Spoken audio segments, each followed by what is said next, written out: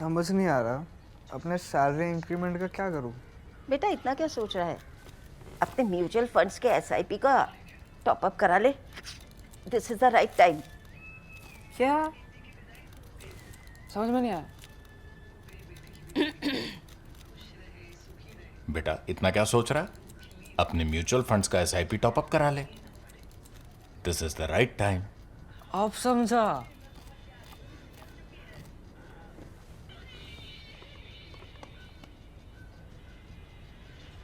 Mutual fund investments are subject to market risks. Read all scheme related documents carefully. नमस्कार, सलाम, सत श्री अकाल। शेखर से सवाल में आप सबका बहुत बहुत स्वागत है। मैं हूं सबिका सैयद और हमारे साथ है द प्रिंट के editor in chief Shekhar Gupta, जो आपके देश और दुनिया से जुड़े सवाल लेते हैं। शेखर, अभी यूएस ने सीज फायर एक्सटेंड कर दी है। अभी यूएस ईरान टॉक्स पे क्या प्रोग्रेस है? बहुत ज़्यादा कन्फ्यूजन है। ट्रंप कुछ कह रहे हैं कि जेडी वैंस आने वाले हैं, ईरान बता नहीं रहा कि उनकी डेलीगेशन जा रही है कि नहीं जा रही है। तो इस सारी सिचुएशन में जो रीसेंट कमेंट्स आए हैं, ट्रंप कह रहे हैं कि सीज फायर वायलेट किया ईरान ने, इजराइल और लेबनान का जो नेगोशिएशंस चल रहे हैं उस पर आपके क्या कमेंट्स होंगे? थोड़ा सा हमें देखिए, इस समय जो चल रहा है ना, इसको कहते हैं नो पीस नो वॉर। इस तरह की ये स्थिति चल रही है। अब इसमें क्या हुआ है कि ईरान के अंदर विरोधाभास है, आपस में बहुत ज़्यादा कॉन्ट्रडिक्शन है, क्योंकि पावर सेंटर्स होते हैं और ख़ास करके जब आप इतने भारी सुपर पावर से लड़ रहे हैं। इजराइल लोकल सुपर पावर है, आप इतने साल से सैंक्शंस में रहे हैं, आपकी बड़ी पॉपुलेशन है, आपके उनके लिए खाने पीने दवाई सबका इंतजाम करना है, तो वो भी सब शिप से ही आता है। कुछ आपके सड़क से भी आ सकता है, लेकिन काफ़ी कुछ शिप से आता है। तो उस क्राइसिस में और लीडरशिप आपकी मारी गई है सारी की सारी, और लीडरशिप के बाद उसके आगे भी लारी जानी जैसे और लोग जो थे वो भी मारे गए हैं, काफ़ी कमांडर्स मारे गए हैं। तो उसमें ये नेचुरल है कि ग्रुप्स बन जाते हैं। तो ऐसे में हमेशा एक हॉक्स का होता है, एक डव्स का होता है। जो डव्स होते हैं सोचते हैं भाई अब हो गया काफ़ी, अब इसमें जो ऑनरेबल एक सोल्यूशन मिलता है उसको लेके हम समझौता कर लेते हैं। दूसरे होते हैं कि जी हम मारे गए, मिट जाएंगे, मर जाएंगे। और ख़तरा ये होता है इन सब लोगों को, ख़ास करके जैसे IRGC है, कि कल को अगर मान लीजिए कि कोई पीस सेटलमेंट हो गया तो उसमें उसके बाद एक तरह का रिजीम चेंज ही हो सकता है। उसमें हम लोगों का क्या होगा? तो IRGC की ईरान में वही स्थिति है जो पाकिस्तान में आर्मी की होती है, कि अगर इंडिया से पीस हो गई और इंडिया के साथ कोई लड़ाई नहीं रही तो फिर आर्मी बन जाएंगे। अब आप देखिए, जो पाकिस्तान के आर्मी चीफ हैं उनके टेन्योर में करीब 5 इंडियन आर्मी चीफ रिटायर होके चले जाएंगे, और ये अभी भी कायम। और क्या भरोसा है, अभी तो 62 साल के ही होंगे 2030 में, उसके बाद फिर 5 साल चल सकते हैं। तो यही एक चीज़ ईरान में भी प्ले आउट कर रही है। इसलिए वहाँ पे इंडिसिशन है कि हम किस चीज़ पे माने, किस चीज़ पे नहीं माने, क्योंकि एक उनकी मैक्सिमलिस्ट जो उनकी आइडियोलॉजिकल एक्सपेक्टेशन है, वो एक्सपेक्टेशन ये है कि हम सारी गल्फ को, खास करके जो गल्फ के अरब कंट्रीज हैं उनको हम डोमिनेट करें, हम यहाँ के हेजेमन हों। और जैसे कि जो होली प्लेसेस हैं सऊदी अरेबिया में, उसका भी जो कंट्रोल या प्रोटेक्शन है वो एक जॉइंट सारे इस्लामिक वर्ल्ड का हो, वो सिर्फ सऊदी अरेबिया का ना हो। तो ये मैं बार बार कहता हूँ, पिछली बार मैंने अपने कॉलम में भी लिखा था कि इसको ये कभी सोचने की गलती ना करें कि ये ईरान और इजराइल की लड़ाई है। इजराइल एक लेयर है, इजराइल को आप हटा दें तो ये ईरान और अरब देशों की, खाड़ी के अरब देशों की लड़ाई है कि ग्लोबल इस्लाम को कौन डोमिनेट करेगा। अब एक तरह से डोमिनेट, क्योंकि होली प्लेसेस 2 सऊदी अरेबिया में है, एक जेरूसलम में है, तो लगता है कि ईरान के कंट्रोल में नहीं है। ईरान सोचता है कि सबसे मजबूत इस्लामिक देश तो हम हैं, और हम लड़ रहे हैं अमेरिका के साथ, हम लड़ रहे हैं इजराइल के साथ, सिर्फ हम पैलेस्टीनियन कॉज के लिए लड़ रहे हैं। हमने एक्सिस ऑफ रेजिस्टेंस बनाया है, हमास है, हिजबुल्लाह है, हुतीज़ हैं, PIJ है, और कई ग्रुप्स जो इराक वगैरह में हमारी इन्वेस्टमेंट है। और ये सब जो अरब देश हैं ये तो अमरीकनों के चमचे हैं। तो ये एक वहाँ पे आइडियोलॉजिकल व्यू आता है कि ये हमें छोड़ना, हमें चाहे मर जाए चाहे मिट जाए, लेकिन अपनी आइडियोलॉजी को सेक्रीफाइस नहीं करना चाहिए। और ये जो व्यू है इसका एक रिप्रेजेंटेशन है या पर्सोनिफिकेशन है इतिहास में। वो जबकि ईरान इराक की 8 साल की लड़ाई हुई, उसके बाद सीज फायर हुआ, समझौता हुआ, लड़ाई ख़त्म हुई, तब इमाम खुमैनी ने कहा कि I have drunk the chalice of poison, मतलब कि मैं जहर के प्याले को पी के ये शांति कर रहा हूँ। तो वो दोबारा नहीं करना चाहते। वो तो एक जो आइडियोलॉजिकल साइड, ये ईरान का कॉन्ट्रडिक्शन है। जो प्रैक्टिकल प्रैग्मेटिक लोग हैं वो करे, इतना नुकसान हो गया, हम इसको और एंड्योर नहीं कर सकते, क्योंकि कभी ना कभी फिर लोग बाहर आ जाएंगे, क्योंकि जनवरी में तो बाहर आए हुए थे, 35,000 मार भी दिए, फिर भी लोग प्रोटेस्ट करते रहे, तो अभी दबा हुआ है, फिर आ जाएंगे और लोगों को बहुत मुश्किल है और हम इस वॉर को सस्टेन नहीं कर पाएंगे। वहां पे दुबई, अमेरिका में ऑन द अदर हैंड, क्योंकि डोनाल्ड ट्रंप ने जैसा सिस्टम बनाया है, उनके पास बहुत एकेडमिक या बहुत सोचने वाले या डीप सोचने वाले या जिनको इतिहास पता हो, जिनको सबकी history, geography, physiology, psychology, pathology सब पता होनी चाहिए, वो नहीं है जो अमेरिकन सिस्टम में होता है। पहले वो एलन मस्क को लेके आए तो डोज ने, जो नेशनल सिक्योरिटी काउंसिल सेक्रेटेरिएट था, उसको ऑलमोस्ट खाली कर दिया, वैक्यूम क्लीन कर दिया उसको। अब ऐसी स्थिति है वहां पे कि आप क्या हैं, ठीक बात है कि दुनिया की सबसे बड़ी मिलिट्री पावर है, मिलिट्री, डिप्लोमेटिक, इकोनॉमिक पावर है, लेकिन उसका एनएसए ही नहीं है जी। एनएसए का को निकाला, उसकी जॉब भी आपने मार्को रूबियो को दे दी। बल्कि एक बड़ा वायरल क्लिप चल रहा है जहाँ मार्को रूबियो बोलना शुरू करते हैं कैबिनेट मीटिंग में ट्रंप की और कहते हैं as the guy with 4 jobs, तो सब हंसते हैं उसके ऊपर। तो अब उनके पास कितना बैकअप है, उसके अंदर उन्होंने ये कुछ कहीं की ईंट कहीं का जोड़ रोड़ा। तो स्टीव विटकॉफ, जिनका कोई स्टेक नहीं है, वो $1 भी सैलरी नहीं लेते हैं, वो एक भी एक्सपेंस अकाउंट नहीं करते हैं, खर्चा भी अपने अकाउंट से करते हैं, जहाज भी अपना उड़ाते हैं सब दुनिया भर में, लेकिन उनको फायदे बड़े होते हैं, हर जगह डील्स होती है उनकी। उनके बेटे को पाकिस्तान से भी हुई $2 बिलियन और शायद और भी कुछ हो। तो ये सब चल रहा है। तो ट्रंप का सिस्टम भी जो है केओटिक सिस्टम है जी। उस केओटिक सिस्टम में ट्रंप को पता नहीं किस बात पे गुस्सा आ जाए, पता नहीं किस बात पे प्यार आ जाए, और उसी बात में अगर आप उसकी कई ट्रुथ सोशल पोस्ट देखेंगे तो उसमें गुस्सा भी है और उसमें प्यार भी है। वो कौन सा गाना था, एक वो अभिषेक बच्चन और रानी मुखर्जी की फिल्म का था ना, कभी नीम नीम कभी शहद शहद, है ना, कभी कभी गरम गरम कभी सर्द सर्द, कुछ ऐसे। तो ट्रंप एक ही ट्रुथ सोशल में ऐसा भी करते हैं।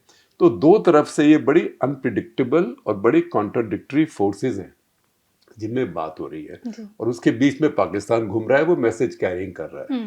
तो इस स्थिति में अब क्या हुआ, इसको पीस एंड वॉर दोनों एक साथ कैसे है? पीस एंड वॉर इसलिए है कि आपने कहा सीज फायर रहेगा, हम एक दूसरे को अटैक नहीं करेंगे, वो नहीं कर रहे एक दूसरे को अटैक, लेकिन ईरान ने कहा कि हम स्ट्रेट का, हॉर्मुज स्ट्रेट का ब्लॉकेड नहीं खोलेंगे, और जो जाए अगर हमारे से पूछ के जाए, अब उन्होंने वो भी बंद किया हुआ है।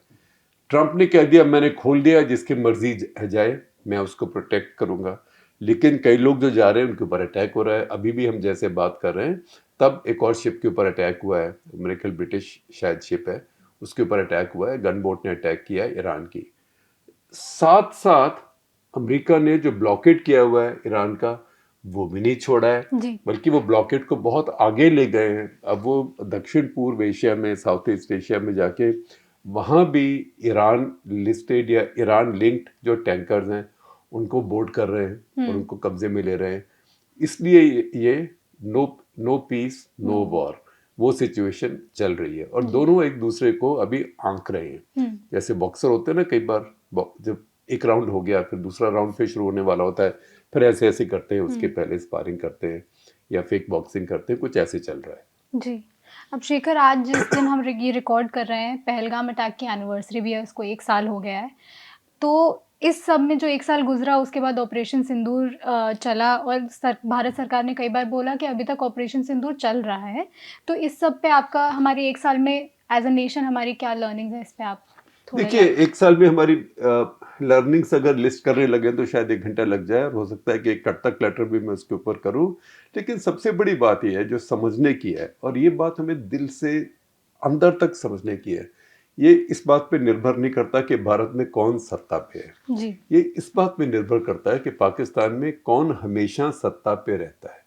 ये नहीं कि पाकिस्तान में आज नवाज शरीफ आ गए, अभी इमरान खान आ गए, अभी बेनज़ीर भुट्टो आ गई, अभी शहबाज शरीफ आ गए, इस पे निर्भर नहीं करता है। भारत में सरकारें बदलती हैं, पाकिस्तान में रिजीम नहीं बदलता है। पाकिस्तान में हमेशा सेना सत्ता में रहती है।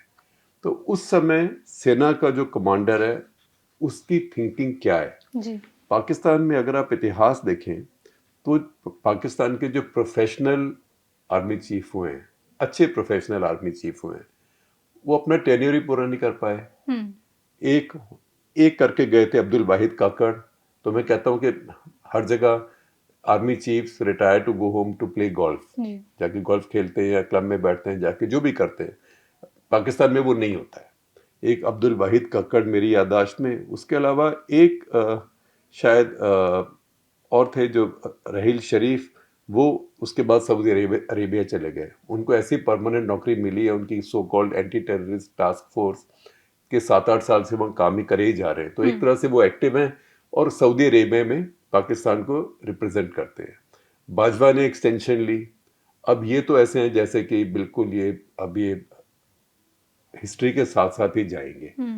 तो ये आइडियोलॉजिकल फोर्स पाकिस्तान में पाकिस्तानी आर्मी है जी और जो आइडियोलॉजी ऑफ पाकिस्तान सिखाया जाता है, पाकिस्तान की हर क्लास में, सीनियर क्लास में एक सब्जेक्ट होता है आइडियोलॉजी ऑफ पाकिस्तान।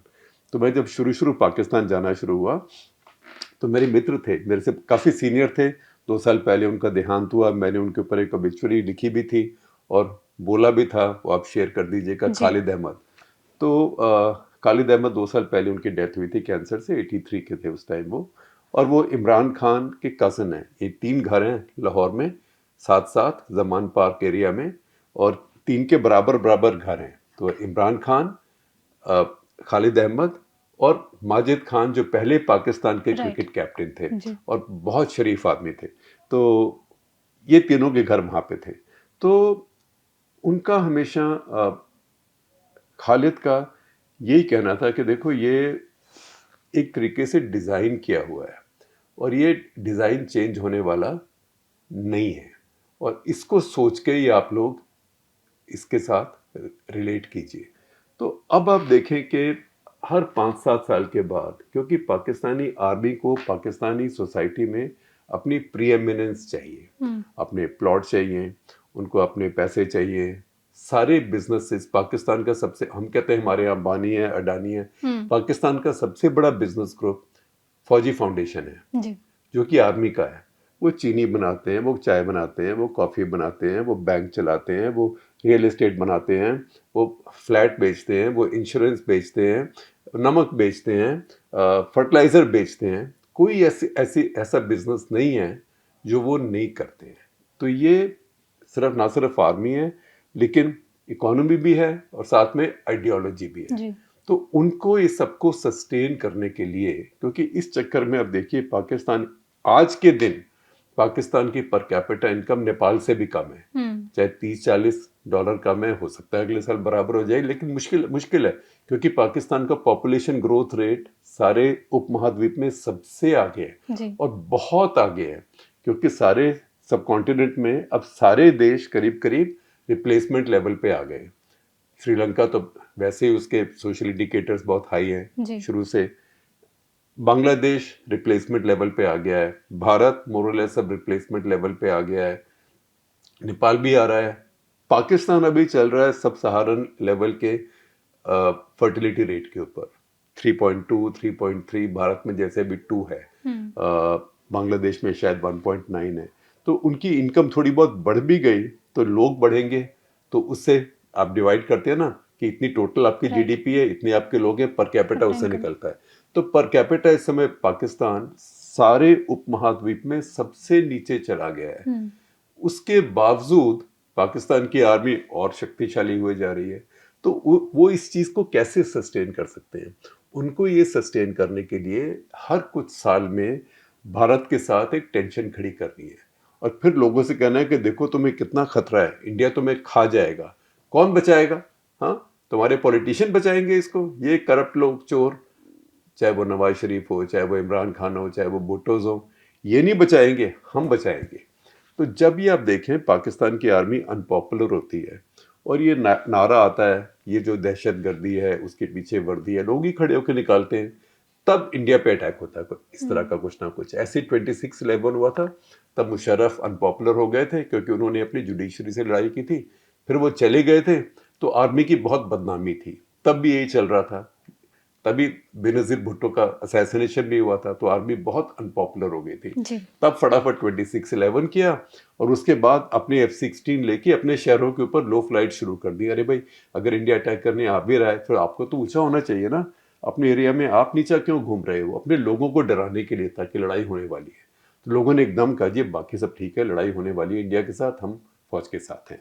तो ये हमें समझ के रहना चाहिए कि हर कुछ साल के बाद जब पाकिस्तान की फौज को लगेगा, पाकिस्तान की असली इस्टेब्लिशमेंट को लगेगा कि हम इस समय हमारी पॉपुलैरिटी नीचे जा रही है, जी तब वो ऐसे कुछ इंडिया में करेंगे। ये एक गिवन है, ये सोच के ही चलना चाहिए और उसके लिए अगला रिस्पॉन्स भी तैयार करना चाहिए कि वो प्रिडिक्टेबल ना हो, और उस रिस्पॉन्स के बाद प्यूनिटिव डिटरेंट कैपेबिलिटी भी डेवलप करनी चाहिए। जी ये हमने पिछले 10-12 साल लापरवाही करी है। इस साल में लगता है कि कुछ एक सेंस ऑफ अर्जेंसी है, लेकिन फिर हमारे यहाँ ये लगता है जैसे जैसा हमारा सिस्टम है, अल्टीमेटली अब देखें कि अभी पिछले 2 महीने से तो सब लोग चुनाव लड़ने में ही फंसे हुए हैं और किसी चीज़ की चिंता ही नहीं है। तो ये आप नहीं कर सकते हैं, खास करके जब आप ऐसे पड़ोस में रहते हैं, क्योंकि पाकिस्तान के लोगों से आपका इशू नहीं है। पाकिस्तान के लोग भी सारे ऐसे बेवकूफ़ नहीं है, लेकिन पाकिस्तान के लोग अपने मुल्क के बारे में सोचते हैं और वो सोचते हैं कि अगर खतरा है तो हमको सिर्फ एक इंडिया से खतरा है, और वो उनके ड्रम करके समझाया गया है। तो खालिद अहमद को जैसे मैंने बात की, उन्होंने शुरू में मुझे कहा था, जब पहले पाकिस्तान जाना शुरू हुआ, वो मुझे पहले पाकिस्तानी मिले थे अपनी लाइफ में, बॉस्टन में एक लिफ्ट के अंदर मिले थे हम दोनों। एक 1984 में एक ही अमेरिकन फेलोशिप थी, American society of newspaper editors, 6 हफ्ते की फेलोशिप थी, उसमें हम दोनों फेलोज थे। तो एक हफ्ता एक साथ थे हम। उसके बाद में वो बॉस्टन ग्लोब में गए, क्रिश्चियन साइंस मॉनिटर में गए बॉस्टन में, और मैं न्यूयॉर्क टाइम्स में गया। तो उन्होंने मुझे कहा, जब मैं पाकिस्तान गया 85 में पहली बार, जब सिख हाईजैकर्स का ट्रायल हो रहा था, तब मुझे वीज़ा मिला जाने के लिए पहली बार। तो मैं वहाँ गया तो उन्होंने कहा कि पार्टनर तुम पाकिस्तान आए हो ना, तो अगर पाकिस्तान को समझना है तो लाहौर में एक उर्दू गली है, उसमें चले जाओ। उर्दू गली जैसे हमारे यहाँ चावड़ी बाजार या नई सड़क दिल्ली में, ओल्ड दिल्ली में, जहाँ टेक्स्ट बुक्स मिलती हैं, टेक्स्ट बुक्स स्टेशनरी मिलती है। तो बोले उर्दू बाजार चले जाओ और वहाँ पे तुम क्लास 3 से लेके क्लास 10 तक, और उसके बाद first year, second year, third year का एक सब्जेक्ट, क्लास 3 से लेके 10 तक हिस्ट्री और सोशल स्टडीज़ की टेक्स्ट बुक्स ले आओ। उर्दू तो आता नहीं, इंग्लिश मीडियम वाली ले आओ। और उसके बाद फर्स्ट सेकंड थर्ड ईयर में या जिस भी सीनियर कॉलेज में पाकिस्तान स्टडीज़ की टेक्स्ट बुक ले आओ। तो मैं ले आया इतनी टेक्स्ट बुक्स, फिर कहा ये पढ़ो। जब ये पढ़ोगे तब तुमको समझ आएगा कि पाकिस्तान का असली मसला क्या है। कि बचपन से ही बच्चों को इंडोक्ट्रिनेट किया जाता है कि पाकिस्तान क्यों, और पाकिस्तान इसलिए कि 2 नेशन थ्योरी चाहिए थी, हिंदू और मुस्लिम साथ साथ नहीं रह सकते हैं, हिंदुओं ने इतनी ज़्यादती करी, वो तो बच्चों को पढ़ाया गया। फिर हर क्लास की टेक्स्ट बुक में 3-4 चैप्टर्स होते थे भारत पाकिस्तान वॉर के ऊपर। इंडिया नहीं बोलते थे, भारत पाकिस्तान। और फिर जो आइडियोलॉजी ऑफ पाकिस्तान है वो तो इतनी विशियसली लिखी होती थी कि वो पढ़ के ये सब लोग आर्मी ऑफिसर बने हैं, ये सब लोग वहाँ की एलीट्स बनी हैं, उसको पास किए बिना आप आगे नहीं जा सकते। तो ये टोटली इंडोक्ट्रिनेटेड सोसाइटी है। जो अनपढ़ हैं वो वैसे ही इंडोक्ट्रिनेटेड है क्योंकि अनपढ़ बहुत है, जो पढ़े लिखे हैं वो इस करिकुलम से बाहर आए हैं। तो इसको भारत को इस सोच के रहना चाहिए कि कुछ ना कुछ, कभी ना कभी कोई कुछ करता रहेगा। इसमें कुछ लोग आएंगे जो कि प्रोफेशनल्स होंगे, लेकिन वो देखिए उनको एक्सटेंशन आमतौर पे नहीं मिलेंगी, और कई तो उनमें अपना टेन्योर भी ख़त्म नहीं कर पाएंगे। जैसे जहांगीर करामत थे, उसको भारत की तरफ भी काफ़ी उनकी इज्जत थी क्योंकि वो डीजीएमओ थे, दोनों की आपस में बात होती थी। उनको पूरी टर्म नहीं ख़त्म करनी थी, नवाज शरीफ ने डिसमिस करवा दिया। और ऐसे ही आसिफ नवाज थे, आसिफ नवाज एक मिस्टीरियस तरीके से मरी जा रहे थे एक अपने दोस्त के साथ गाड़ी चला के अपने आप आर्मी चीफ, और रास्ते में हार्ट अटैक हो गया, कोट एंड कोट, मर गए। तो ये वहाँ पे काफ़ी इंट्रीग वगैरह चलते हैं। उस देश के साथ हम रह रहे हैं। जैसे वाजपेयी जी ने कहा था कि आप अपने पड़ोसी तो चुन नहीं सकते हैं, लेकिन उस पड़ोसी के साथ कुछ ना कुछ ऐसे होता रहेगा। जी। अब शेखर, आगे के कुछ जो सवाल हैं वो वापस हमें भारत की तरफ ले आते हैं। पहला सवाल आंडले का है, वेस्ट बंगाल पे है। वो ये कह रहे हैं कि आप रिसेंटली वेस्ट बंगाल में थे, उन्हें आपका नक्सलबाड़ी और कांती में ग्राउंड लेवल पे देख के उन्हें आपको नक्सलबाड़ी और कांती में ग्राउंड लेवल पे देख के बहुत अच्छा लगा। वो ये पूछ रहे हैं कि आपका ओवरऑल ग्राउंड मूड का असेसमेंट क्या होगा इस वक्त? देखिए, पहली बात तो ये कि धन्यवाद आपका कि आंडले जी, आपके बिना तो हमारा कभी शो होता ही नहीं है। तो आप हमारे सबसे रेगुलर क्वेश्चनर हैं और देखने वाले हैं। थैंक यू, धन्यवाद। देखिए, किसी भी चुनाव में घूम के आप ये बोले कि मुझे लगता है ऐसे होने वाला है, जो बोलता है या तो वो झूठ बोल रहा है या जिसको हम अंग्रेजी में कहते हैं पॉम्पस है। जी। बड़बोला हिंदी में बोलेंगे, शायद अपने आप को बहुत समझता है। कोई नहीं बता सकता है। अगर कोई हवा चल रही हो तो शायद कोई बता दे, लेकिन उसके अलावा कोई नहीं बता सकता है। दूसरी बात यह है कि वेस्ट बंगाल बहुत पेचीदा स्टेट है, बहुत पेचीदा स्टेट है, और ये नहीं सोचना चाहिए कि अरे बिहार में या यूपी में तो कास्ट होता है। यहाँ पे क्या है? यहाँ पे सब कुछ है। यहाँ पे कास्ट भी है, धर्म भी है, एथनिसिटी भी है, हिस्ट्री भी है। अब जैसे मटुआ लोग हैं, मटुआ लोग हिंदू हैं, लेकिन हिंदू भी हैं, दलित भी हैं, आए हैं बांग्लादेश से या ईस्ट पाकिस्तान से, सबकी अभी सिटीजनशिप नहीं हुई है। उनमें से बहुतों के वोट भी कटे हैं। वो बीजेपी उनको अपना वोट समझती है। अब बीजेपी कह रही कोई बात नहीं, कट गए तो कट गए, लेकिन सीए इस्तेमाल करके आपको सिटीजनशिप दे देंगे। पहले नहीं दी तो एक उनकी भी एक कॉम्प्लिकेशन आ गई।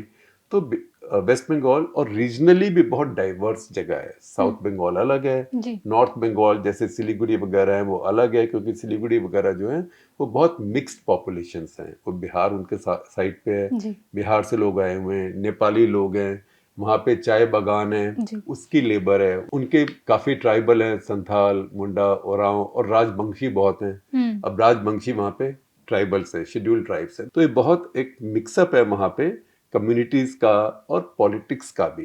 लेकिन एक दो बात तो आप साफ कह सकते हैं। पहली बात तो ये कि लेफ्ट बिल्कुल खत्म है उस राज्य में, जहाँ पे 30-35 साल बिल्कुल उनका बोलबाला था। अब उसका एग्जिस्टेंस ही नहीं है। दूसरी बात ये कह सकते हैं कि कांग्रेस ना के बराबर है, तो ये एक स्ट्रेट फाइट है। तीसरी बात ये कह सकते हैं कि बीजेपी ने इस फाइट में अब सब कुछ झोंक दिया है, कुछ भी कसर नहीं छोड़ी है। अभी भी आज देखें, नुसरत जहां को आज ईडी ने बुला लिया है, हालांकि अब तो वो एमपी भी नहीं है, लेकिन आज उनको बुला लिया है। तो वो उन्होंने कोई कसर नहीं छोड़ी है। उनको हेडलाइंस यही चाहिए कि यहाँ पे बहुत स्कैंडल्स हो रहे हैं। लेकिन ममता भी स्ट्रीट फाइटर है और जबरदस्त स्ट्रीट फाइटर है, और जिस तरह वो इस बार कैंपेन कर रही है उस तरह उसने पहले नहीं किया। और जैसे कि हमने देखा, अब भी थी वहाँ पे कांठी में, हमने देखा उनके जो भांजे को कैंपेन करते हुए, वो भी काफी कैरेक्टर है, उसको भी काफी कैंपेन करना आ गया है। मैं कहूँगा राहुल गांधी से तो बहुत ज्यादा आ गया है। तो उनको भी आता है ऑडियंस में देखना, आंखों में आंखें डाल के ड्रामे के साथ बिल्कुल एंटर करना, ऐसे वहाँ पे अकेले, आसपास कोई ना हो। तो वो मोदी जी से सीख गया है ना, तो आसपास कोई ना हो, कैमरा सिर्फ मेरे ऊपर रहे, और फिर थोड़ा इमोशनल अपील। तो वो असली वोटर्स के सामने सर झुकाना, असली मौसी का भांजा है। जी। अब हम लोगों ने ये भी नोटिस किया कि बंगाल में इस वक्त पोल्स के मामले में एक बड़ा नैरेटिव, आई नो इस न्यूज़ रूम में नैरेटिव मना है, बट पॉलिटिकली जो बोला जा रहा है वो इस पे कमेंट्री करी जा रही है कि बंगाल में इलीगल इमिग्रेशन, माइग्रेशन बहुत ज़्यादा है। तो इसी पे श्रीजन रावत ने सवाल पूछा है। वो ये कह रहे हैं कि सेंट्रल गवर्नमेंट बार बार बोलती है कि इलीगल बांग्लादेशी इमिग्रेंट्स वेस्ट बंगाल में हैं और इसके लिए ममता बनर्जी जिम्मेदार हैं, लेकिन क्या इसे रोकना सेंटर की रिस्पॉन्सिबिलिटी नहीं है जब बीएसएफ बॉर्डर पे है, या फिर ये सिर्फ एक पॉलिटिकल रिटोरिक है? देखिए, दोनों बात ठीक है। एक तो ये कि बीएसएफ सेंटर के पास है। अब इस चुनाव के लिए सेंटर ने 900 कंपनियां पैरामिलिट्री फोर्सेस की भेजी हैं। 900 तो कश्मीर में भी नहीं जाती, अब भेज दी हैं। तो अगर इतनी बीएसएफ है मान लीजिए वहाँ पे, तो आप 4 बटालियन और भेज सकते हैं कि आप बिल्कुल कोई पंछी भी पर नहीं मारेगा, लेकिन आप कैसे कह सकते हैं क्यों नहीं कर पाए? जो बहाना है सरकार का वो ये है कि कुछ एरिया हैं जैसे मुर्शिदाबाद, मालदा, उस एरिया में जो मुस्लिम बहुल एरियाज हैं कि वहाँ पे एरियाज में ममता बनर्जी की सरकार हमें लैंड एलोकेट नहीं कर रही है। जी। तो जब तक हमें वो जमीन नहीं देगी सरकार तो हम वहाँ फेंसिंग कैसे करेंगे? तो वो एरियाज फेंस्ड नहीं है, और जहाँ फेंसिंग नहीं है वहाँ इंसान को तो छोड़ दीजिए, वहाँ तो कैटल स्मगलिंग भी होती है, वहाँ तो इंडिया से ऊँट भी ले जाए जाते हैं, इंडिया से गाय, भैंस, ऊँट सब ले जाए जाते हैं। अरे भाई, अगर ऊँट जा रहा है, मैं समझ गया कि कोई ड्रोन चली गई किसी को नहीं दिखा, कोई चूहा चला गया किसी को नहीं दिखा, पर ऊँट चला गया वो किसी को नहीं दिखा, ऐसे कैसे होता है? फेंस हो या ना हो, तो लेकिन उसमें एक हवा बन गई है कि बहुत लाखों लोग अभी भी आ रहे हैं। जी। ये जरूर है कि अतीत में लोग काफी बांग्लादेश से आए हैं। वो समय था जबकि बांग्लादेश बहुत गरीब था और उसके मुकाबले भारत में अपॉर्चुनिटी ज्यादा थी, क्योंकि भारत बहुत बड़ा देश है। आप वहां नहीं रहे तो आप दिल्ली चले गए, बेंगलोर चले गए, कहीं और कोलकाता चले गए, नौकरियां आपको मिल गई, छोटी मोटी नौकरियां मिल गई, घर में काम करने की नौकरी मिल गई।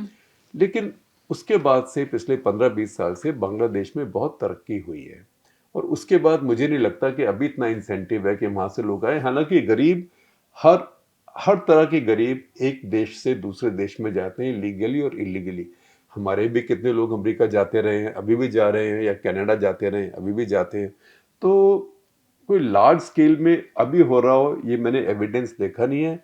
और अगर इतनी बीएसएफ के बावजूद ये हो जाए सिर्फ इसलिए कि कुछ एरियाज में फेंसिंग नहीं है, तो एक शर्म की बात भी है। लेकिन ये जो इन्फिल्ट्रेशन का इशू है, ये जो घुसपैठी का इशू है, ये एक तरह का ये कवर है। ये कवर है फॉर मुस्लिम वोटर। जब आप कहते हैं कि घुसपैठियों को वोट मत दीजिए या घुसपैठियों की सरकार है, तो आप पोलराइजेशन कर रहे हैं वहाँ पे, क्योंकि आपको पता है कि वहाँ पे ज़्यादा काफ़ी परसेंटेज वहाँ मुसलमानों की है। पिछले बार मेरे ख्याल सेंसस में 27% थे, अब कहा जा रहा है कि 30 हो गई होगी। लेकिन बीजेपी को ये पता है कि वो वोट उनको नहीं मिलेगा, तो उनको हिंदू वोट को और यूनाइट करना है। आमतौर पे क्या होता है, जैसे यूपी है, बिहार है, हर किसी को पूरा वोट तो मिलता नहीं, लेकिन बीजेपी को अगर हिंदू वोट का 50% मिल जाए, सिर्फ हिंदू वोट का, तो बीजेपी जीत जाती है। क्योंकि हिंदू वोट का 50% मान लीजिए कि अगर यूपी में मिल गया तो ओवरऑल 40% से ऊपर आ जाएगा बीजेपी का, वो जीत जाती है। बंगाल में ये नहीं होता है। बंगाल में उनको हिंदू वोट का 60% चाहिए। वो क्यों? क्योंकि जो महिलाएं हैं वो बहुत जोर के साथ ममता के साथ में है, तो उनको लगता है कि 50 से नहीं होगा, हमें 60% पे लेके जाना है। उतना पोलराइजेशन करने के लिए उनको लगातार यही बात बार बार बोलनी पड़ती है। और साथ साथ में कुछ एक दो और फोर्सेस हैं जिनको कुछ मुस्लिम वोट मिलता है, जैसे वो फुरफुरा शरीफ वाले हैं, ISF मेरे ख्याल में पार्टी का नाम है, वन मैन पार्टी है, लेकिन उनके नाम से कुछ वोट हो जाए, साथ में उनके ओवैसी को मिला लिया, किसी और को मिला लिया, तो ये एक चेष्टा रहती है कि मुस्लिम वोट को डिवाइड कर दिया जाए। जी शेखर, अब आगे के जो सवाल हैं वो सारे जो हाल ही में विमेन रिजर्वेशन बिल या डिलिमिटेशन एक्सरसाइज जो पार्लियामेंट में डिस्कस हुई है उन पे है। पहला सवाल शुभम सेठ का वेस्ट बंगाल इलेक्शन से है, तो मैं पहले वो लूँगी। वो पूछ रहे हैं कि क्या विमेन रिजर्वेशन बिल को वेस्ट बंगाल इलेक्शंस के कॉन्टेक्स्ट में यूज़ किया गया था, क्योंकि बंगाली विमेन ममता के सपोर्टर्स हैं, तो उन्हें अट्रैक्ट करने के लिए ये शोरशा छोड़ा। देखिए, आप तो बिल्कुल पॉलिटिकल पंडित हैं, आपकी बात बिल्कुल ठीक है, क्योंकि जैसा मैंने अभी कहा कि बंगाल में ममता का वोट बैंक मुसलमान कहना एक बात है, लेकिन सबसे बड़ा वोट बैंक उसका महिलाएं हैं जी। और वो उसको आपको कैंपेन करते हुए देखना चाहिए। जब वो कैंपेन करती हैं, एक बार मैंने राइटिंग्स ऑन द वॉल में उसका पूरा डिस्क्रिप्शन लिखा था, तो माइक लेके ऐसे लेफ्ट टू राइट जैसे कोई शेरनी घूमती है जंगल में शिकार ढूंढते हुए, यहाँ से यहाँ घूमती है और खूब कोई पढ़ती वढ़ती नहीं है, कहानी सुनाती हैं, पोइट्री सुनाती हैं, जो मर्जी बोलती हैं। वो एक ज़बरदस्त पॉलिटिकल नेता हैं, और क्योंकि वो बहादुर महिला समझी जाती हैं, उनको CPM ने पीटा, बहुत चोट लगी, हेड इंजरी हुई, उसके बाद निकली, फिर अपना परिवार डायरेक्टली नहीं है, और इतना प्रेशर है, और कभी नज़र नहीं आया किसी को कि वो डर रही है। वो हर जगह अपने आप पहुंच जाती है, हर जगह अपने आप पहुंच जाती हैं, हर जगह आप डायरेक्टली जाके चीज़ों को हैंडल करती हैं। तो महिलाओं में उनकी बहुत फैन फॉलोइंग है, और उन्होंने एक दो स्कीम जो बनाई हैं, जो जिनसे महिलाओं को पैसा मिलना शुरू हुआ है, Right. वो भी लोग सोचते हैं कि इन्होंने ही हमको दिया है। तो एक मिसमैच होता है ना कि एक तरफ तो एक छोटी सी मतलब जिसको हम बोलेंगे कि फ्रेल महिला है, लोग इंदिरा गांधी को भी कहते थे। आजकल कुछ ऐसी बात बोलो तो लोग कोई बोलते हैं आप जेंडर सेंसिटिव नहीं है, पर वो सच्चाई है कि वो लोग सोचते हैं कि देखिए ये इतनी सीधी सादी धोती पहन के चप्पल पहन के एक महिला है, छोटे से अपनी लाइफस्टाइल में रहती है, छोटी गाड़ी जब चलाती है और इसके पीछे सारे इस देश के महारथी दिग्गज पड़ गए हैं, तो उसको सिंपैथी भी होती है, खास करके महिलाओं से। तो इसमें महिलाओं के नाम से अगर मान लीजिए बीजेपी को लगा होगा अगर 2% वोट भी छिटक जाते हैं तो उनके लिए नेट गेन है। तो ये बीजेपी जो है ये किसी चुनाव में कोई चांस नहीं लेती है। आप देखिए हैदराबाद म्युनिसिपल कॉर्पोरेशन के चुनाव में भी अमित शाह कैंपेन करने चले गए थे। तो ये हर चुनाव को अपना आखिरी चुनाव समझ के काम करती है। तो ऐसे ही ये भी किया गया है। हालांकि मुझे लगता नहीं कि उसका असर वहां पे कुछ हुआ होगा, क्योंकि उनकी तो वैसे महिला नेता हैं और सबसे ज्यादा टिकट्स अपने इलेक्शन में किसी भी पार्टी में इंडिया में ममता बनर्जी देती हैं। आप देखिए लोकसभा राज्यसभा में कितनी महिलाएं हैं उनकी। तो ये सारी बातें, लेकिन बीजेपी साम दाम दंड भेद संविधान राज्यसभा लोकसभा सारी एजेंसी सब इस्तेमाल करती है। जी।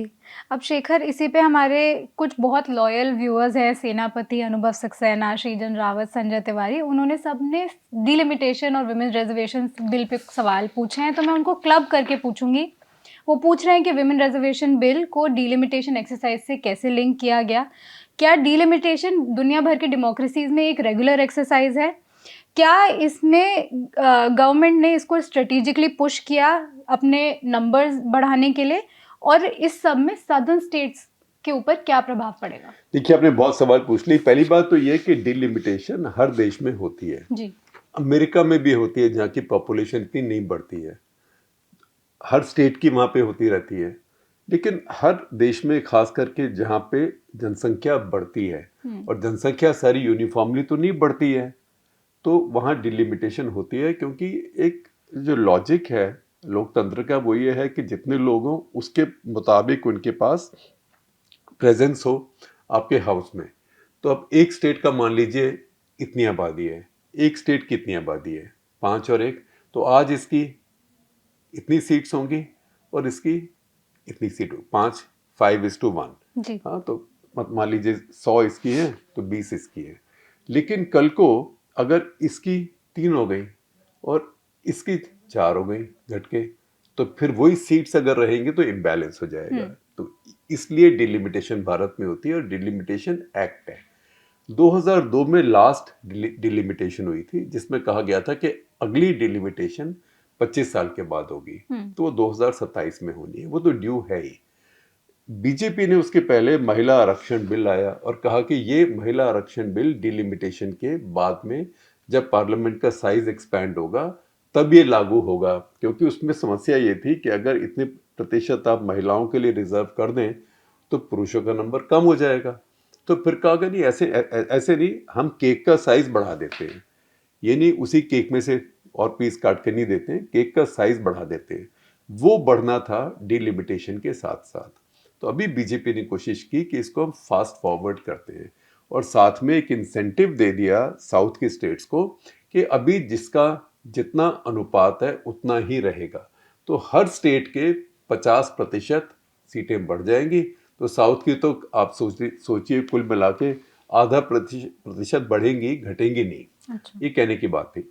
लेकिन उसमें अविश्वास कहाँ से आता है? अविश्वास आता है जिस तरीके से बीजेपी ने अभी डिलिमिटेशन करी है जम्मू एंड कश्मीर में और असम में। जी। अब जम्मू एंड कश्मीर में अब देखें अनंतनाग, उसको आपने दूसरी साइड पे जो कि पीर पंजाल के उस तरफ के एरियाज हैं उनके साथ मिला दिया, उनकी कुछ असेंबली सेगमेंट्स को। उसका क्या पर्पस था कि जो वैली मुस्लिम की परसेंटेज है वो कम हो जाए, लेकिन उसमें जो गुज्जर हैं, ट्राइबल्स हैं, बकरवाल्स हैं, अक्रॉस पीर पंजाल के रजौरी पुंछ टाइप एरिया के, वो आ जाएं तो आपका डेमोग्राफिक बैलेंस चेंज हो जाएगा।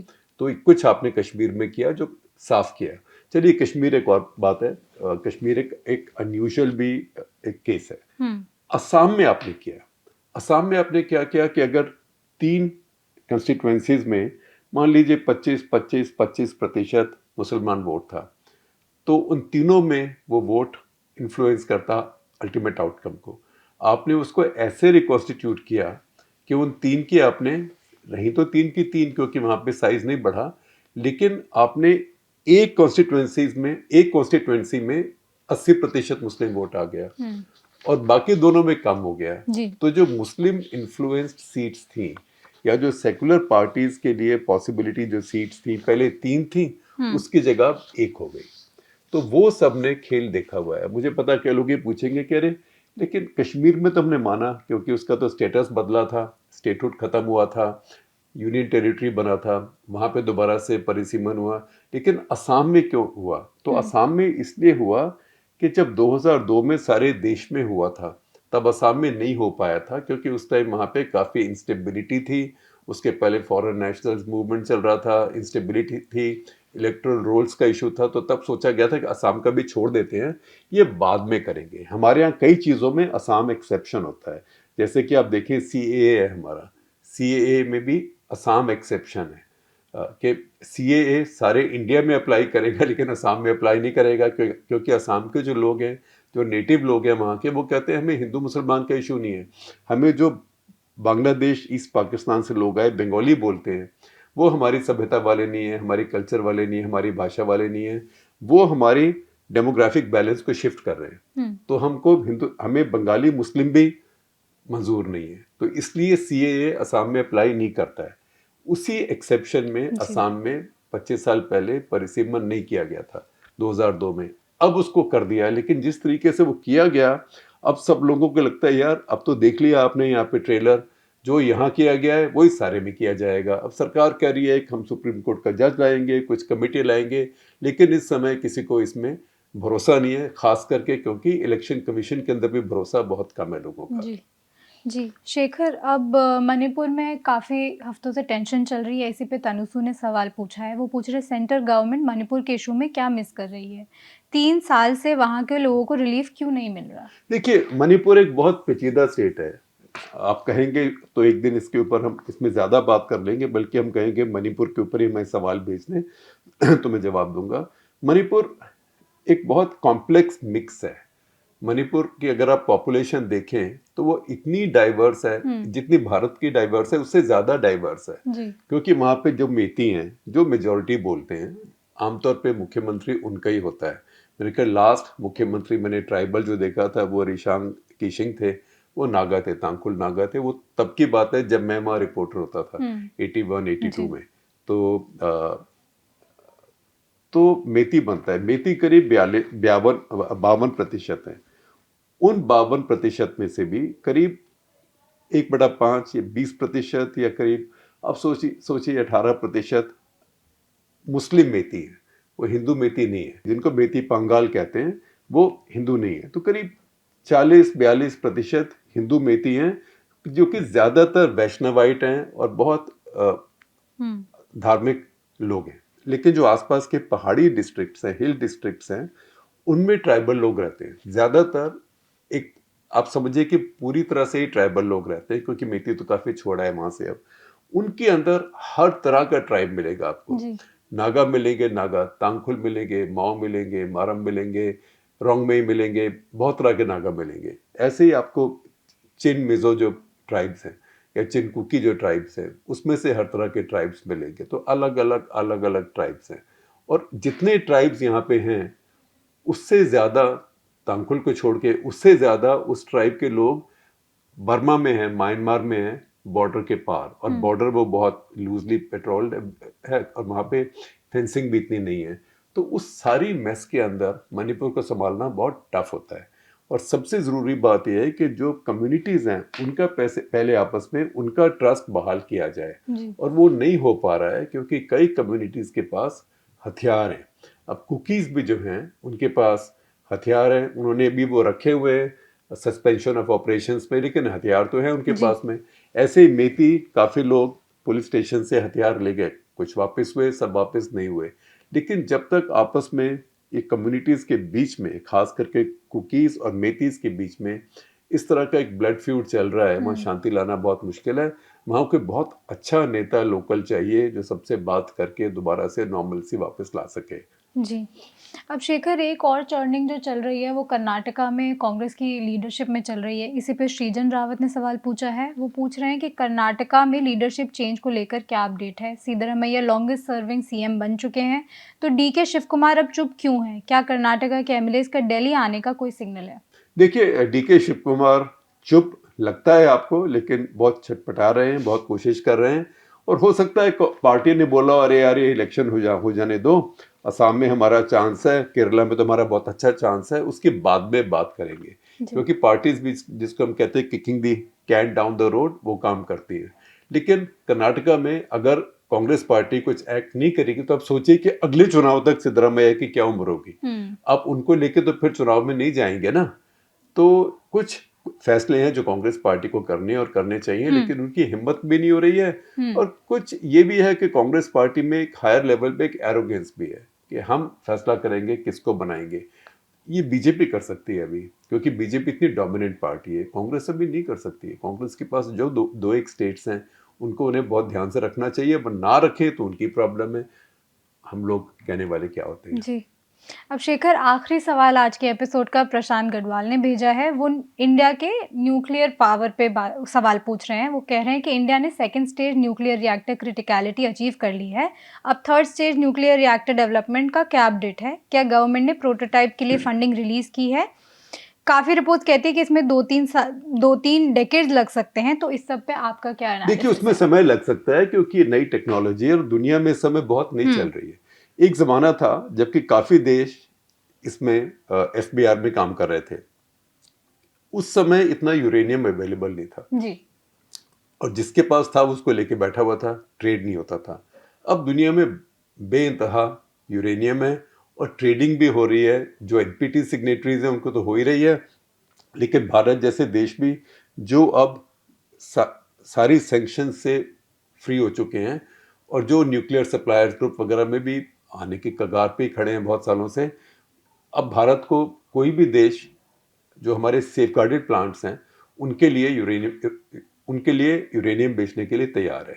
ये जो है फास्ट ब्रीडर रिएक्टर, ये भारत जैसे देश के लिए इसलिए भी ज़रूरी है। एक तो एक थोरियम आप अल्टीमेटली इस्तेमाल कर सकते हैं, लेकिन सच्चाई ये है कि आपको यूरेनियम में इतना मिल जाएगा आपकी पावर प्रोडक्शन के लिए कि हो सकता है आपको ज़रूरत ना पड़े इसकी। लेकिन दूसरी बात यह है कि आपको वेपन्स ग्रेड प्लूटोनियम चाहिए। जो भारत के जो हथियार हैं, जो न्यूक्लियर वेपन्स हैं, वो यूरेनियम बेस्ड नहीं है। जैसे ईरान के समय चर्चा होती है कि वो एनरिच कर रहे हैं, पाकिस्तान ने भी एनरिच किया, हमने एनरिच नहीं किया। हमने एनरिचमेंट टेक्नोलॉजी भी डेवलप नहीं की क्योंकि हमने रूट अलग लिया। रूट हमने यूरेनियम का नहीं लिया, हमने प्लूटोनियम का लिया। हमारे पास जो अनसेफ गार्डेड प्लांट्स हैं, अनसेफ गार्डेड का मतलब ये नहीं है कि वो अनसेफ हैं। सेफ गार्डेड का मतलब है जहाँ पे IAEA के इंस्पेक्टर्स आके देखते हैं कि आपके पास जितना ईंधन आपने डाला उसका बचा हुआ आपने संभाल के रखा, आपने उसको डाइवर्ट नहीं किया हथियार बनाने में। लेकिन कुछ हमारी फैसिलिटीज़ ऐसी हैं जो इंडो न्यूक्लियर डील के बाद हमने साफ साफ डिक्लेयर किया था कि ये सब हमारी सिविलियन है जो सेफ गार्डेड रहेंगी और ये सब हमारी मिलिट्री हैं जो कि हमारे पास किसी को देखने का कोई हक नहीं है यहाँ पे। तो उनमें अभी काफ़ी प्लूटोनियम हमारे लिए निकल रहा है।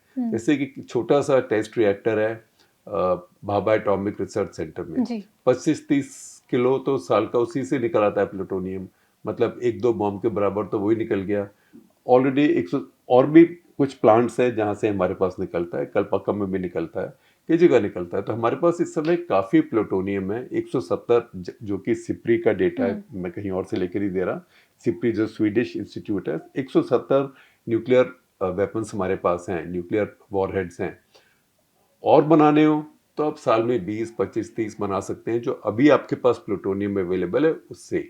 लेकिन मैं आपको बताऊंगा एक चीज़ जो कि डॉक्टर के सुब्रमण्यम, जो कि हमारे विदेश मंत्री जयशंकर के पिता थे और हम सब के एक तरह से टीचर थे स्ट्रेटेजिक स्टडीज़ में, हम उनसे बहुत सुनते थे, जाके सीखते थे, इंटरव्यू भी करते थे, सीखते भी थे। और कई साल उनके नाम से एक अवार्ड बनाया गया था भारत में सबसे अच्छा स्ट्रेटेजिक स्टडीज़ के राइटर के रिसर्चर के ऊपर। उसके जूरी में भी मैं बैठा था कई साल।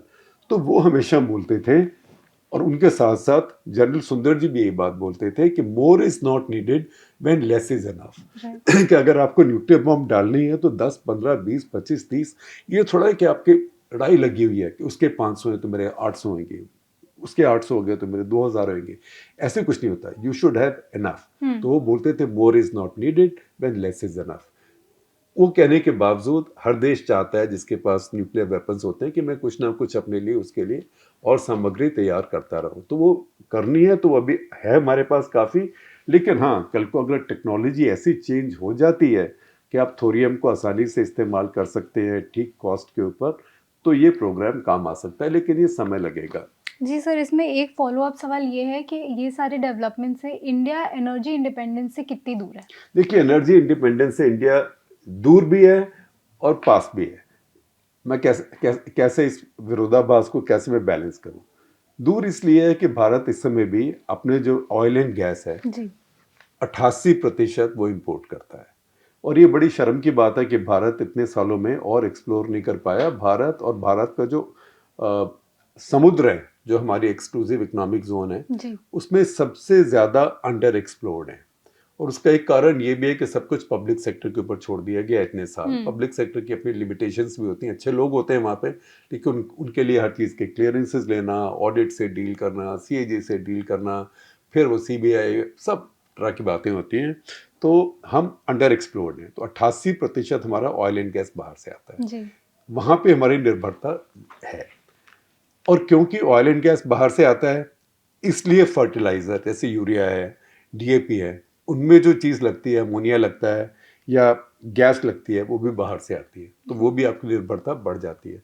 लेकिन एट द सेम टाइम आपके पास कोयला बहुत है, तो जो पावर आप बना रहे हैं वो अपने कोयले की बना रहे हैं। कुछ कोयला आप इंपोर्ट कर रहे हैं क्योंकि वो हाई क्वालिटी का कोयला है, उसको आप ब्लेंड करते हैं ऑस्ट्रेलिया से, इंडोनेशिया से, लेकिन कोयला आपके पास बहुत है। दूसरी बात, आपके पास इस समय मैसिव ग्रोथ है जो रिन्यूएबल्स में, जी खास करके सोलर में, वो बहुत मैसिव ग्रोथ है। और मैं कहूँगा कि इसके साथ साथ भारत में अगर रूफटॉप सोलर, जो कि प्रधानमंत्री ने बोला भी था पिछले साल बजट में भी, चुनाव में भी बोला था कि हर घर के ऊपर एक लगेगा सोलर सिस्टम और उस घर की बिजली आएगी, बिजली हमारी ग्रिड में डाली जाएगी। कुछ राज्य कर रहे हैं, जैसे हरियाणा कर रहा है, लेकिन सब जगह ये करना चाहिए क्योंकि उससे बिजली कम से कम आपके पास बढ़ेगी। इस समय भारत का कंफर्टेबल सिचुएशन है बिजली में, लेकिन कल को इतने बड़े बड़े ये जो डेटा सेंटर्स आएंगे, जी ये कैपेसिटी सेंटर्स आएंगे, इन सबको फिर बिजली की ज़रूरत होगी। तो ये एनर्जी आपके यहाँ काफ़ी और बन सकती है। और ऐसी एथेनॉल ब्लेंडिंग मुझे लगता है कि थोड़ी बढ़ानी पड़ेगी, अभी 20 से 30 कुछ ऐसे आगे जाना पड़ेगा, लेकिन वो ज़्यादा वाटर गजलिंग क्रॉप्स के साथ नहीं, वो गन्ने के साथ, शुगर केन के साथ या पैडी के साथ नहीं, वो आपको मक्की इस टाइप की कुछ क्रॉप्स ढूंढनी पड़ेगी। तो ये सारी बातें हैं।